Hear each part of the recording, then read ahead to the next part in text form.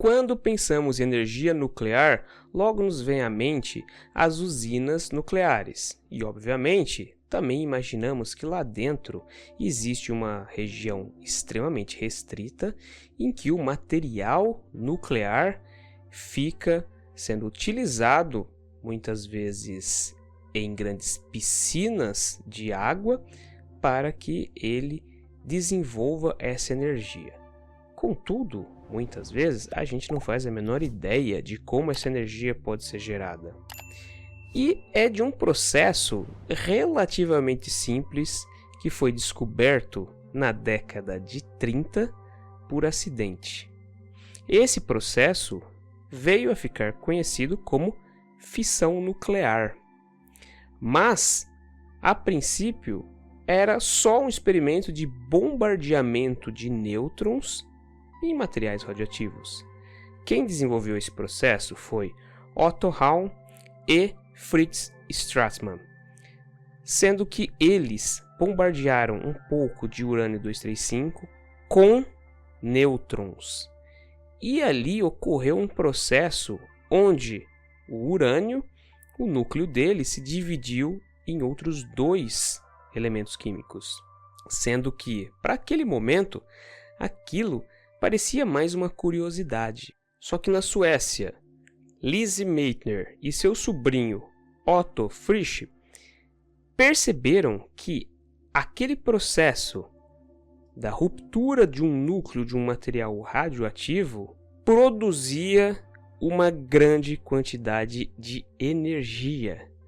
Então era um processo em que havia o fornecimento de nêutrons através de bombardeamento, e o material se fissionava e liberava mais energia do que era fornecido.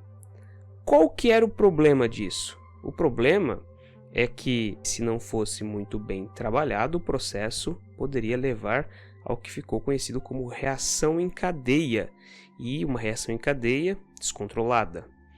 Como que foi possível, então, controlar essa reação? Com a utilização de moderadores. Basicamente, a ideia é o desenvolvimento de energia pelo processo de ruptura nuclear. O que acontece? Os átomos que são extremamente grandes, como os átomos de urânio, que possuem uma grande quantidade de prótons e também uma grande quantidade de nêutrons, ali dentro, no núcleo, existe um sistema em que há muita repulsão dos prótons e os nêutrons eles entram no meio desses prótons para reduzir um pouco essa energia de repulsão. Uma outra forma de conseguir reduzir um pouco essa energia de repulsão é com os elétrons distribuídos ao redor do núcleo. Então toda essa energia positiva que existe no núcleo, ela é um pouco neutralizada pela presença de uma grande quantidade de elétrons. Então isso faz com que aquele núcleo que tinha tudo para não ser estável, se estabilize e possa existir naturalmente. Só que o processo ali é tão controlado, está tão no limite, que a adição de mais um nêutron no núcleo dessa estrutura, que no caso é um átomo de urânio, acaba promovendo a ruptura do sistema, uma vez que esse nêutron que está ali dentro vai fazer com que o sistema fique mais volumoso. Então, conforme fica mais volumoso, ocorre a ruptura do mesmo. Então, é completamente controlada a natureza. Existe ali o chamado Ground State Energy, ou seja, o estado de mais baixa energia. Todos aqueles prótons, nêutrons e elétrons, eles formam um sistema. Ou seja, um átomo nada mais é do que um sistema controlado de cargas. E isso possibilita com que esse sistema possa fazer, por exemplo, ligações químicas. Só que para manter todo o sistema unido, existe uma grande quantidade de energia potencial que faz com que prótons não tenham uma repulsão muito grande e elétrons não se choquem com o núcleo. Só que com a adição desse nêutron, que é através de um processo de bombardeamento, esse nêutron, além de fornecer mais volume e massa ao sistema, ele fornece a energia cinética para que o núcleo possa se romper. Quando ocorre então a ruptura nuclear, essa energia potencial é liberada para o meio. E ela pode ser liberada para o meio de uma forma extremamente brusca. Só que conforme ocorre a ruptura, além da liberação de energia, também ocorre o arremesso de novos nêutrons. Esses nêutrons arremessados vão se chocar com outros átomos de urânio e todo o processo do sistema que se encontra no ground state energy vai ser desequilibrado. E assim, então, todo o sistema se mantém agora num processo de ruptura nuclear.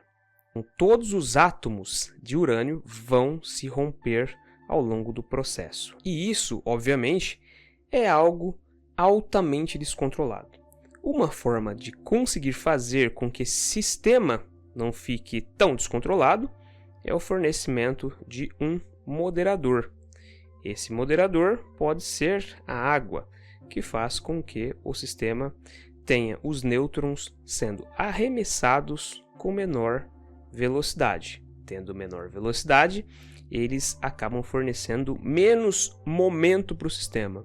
Fornecendo menos momento para o sistema, eles acabam fornecendo menos energia. Consequentemente, o sistema pode ser controlado no seu estado crítico.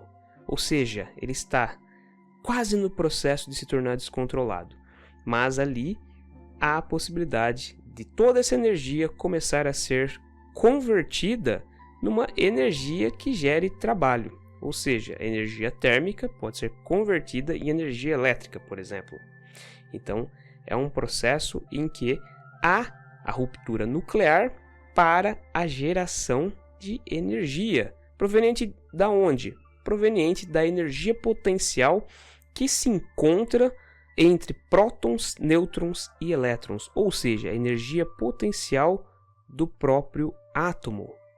O maior dos problemas que existe em torno disso é que, obviamente, essa energia foi pensada pelos cientistas da época, como Otto Hahn e a Lise Meitner, para ser utilizada como meio de energia para trabalho, meio de energia para levar as casas em funcionamento, as indústrias. Só que, como estávamos em período de guerra, basicamente no período da Segunda Grande Guerra, houve o desenvolvimento do chamado Projeto Manhattan, o mesmo projeto que levou à construção das primeiras bombas nucleares. Esse projeto ele é bem descrito no filme do Oppenheimer, sendo que existe até uma cena no filme em que o Oppenheimer estava conversando com outro cientista e chegam lá com um artigo dizendo: olha, os alemães conseguiram fazer a ruptura do urânio com o bombardeamento de nêutrons. E isso daí na época assusta muito os cientistas. Por quê? Porque eles já sabiam da energia potencial que existia dentro do núcleo atômico. E obviamente essa energia potencial podia levar à geração de materiais bélicos. Então ali inicia-se a corrida para o desenvolvimento das bombas nucleares. E com a geração desse material foi feito lá o teste Trinity. E o teste Trinity demonstrou que a equação do Albert Einstein, E igual a mc² era perfeita. Ou seja, de uma pequena quantidade de massa, você podia produzir uma grande quantidade de energia. E isso através do quê? Do fissionamento do material radioativo. Então, com uma pequena quantidade de massa, o fornecimento de energia através de nêutrons, aquele rompimento nuclear liberava uma quantidade de energia absurda. Porque a energia, ela podia ser convertida em matéria e matéria também podia ser convertida em energia. Ou seja, no núcleo atômico havia toda aquela energia potencial acumulada, uma vez que os nêutrons e os prótons tinham que manter o núcleo estabilizado, e os elétrons ajudavam isso também. E toda essa energia, então, era mantida encapsulada no sistema atômico. E com o fornecimento, então, da energia cinética proveniente de um nêutron, era possível fazer com que toda essa energia fosse liberada daquela pequena quantidade de massa. E isso, então, fez com que os norte-americanos conseguissem gerar as primeiras bombas atômicas, que infelizmente promoveram aquele desastre em cima das cidades japonesas. Pessoal, muito obrigado por vocês viram o vídeo até aqui. Peço, se for possível, que vocês curtam o vídeo, se inscrevam no canal e também cliquem no sininho para vocês sempre receberem novas notificações de vídeos científicos como esse. Também compartilhem o vídeo, porque isso é muito importante para que o canal continue sempre crescendo. Antes de ir embora, também dá uma olhada aqui na descrição do vídeo, que eu vou deixar um link de um site que eu criei para resumos de livros. Lá tem livros bastante interessantes, que você pode ler o resumo e procurar na biblioteca mais próxima da sua casa. Ou então, se você ficar interessado, clique na capa do livro, que ele já te leva direto para a Amazon e você pode comprar esse livro. Muito obrigado pela sua companhia e até o próximo vídeo.